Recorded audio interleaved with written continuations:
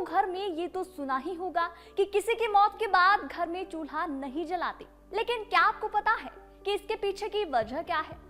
आइए जानते हैं गरुड़ पुराण की कथा और इसका वैज्ञानिक और धार्मिक महत्व। गरुड़ पुराण हिंदू धर्म का एक महत्वपूर्ण ग्रंथ है जो भगवान विष्णु और उनके वाहन गरुड़ के संवाद के रूप में लिखा गया है।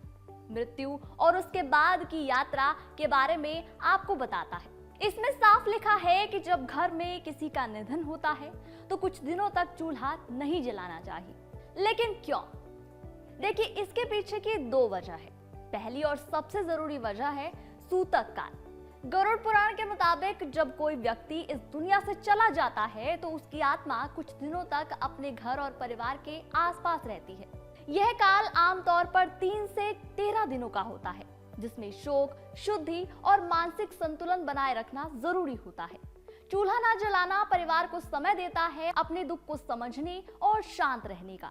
इस दौरान रिश्तेदार और पड़ोसी भोजन की व्यवस्था कर देते हैं, जिससे परिवार को सहारा मिलता है और आपसी संबंध भी मजबूत होते हैं। दूसरी वजह है साफ सफाई। मृत्यु के बाद वातावरण में सूक्ष्म जीवाणु और संक्रमण फैलने का खतरा रहता है।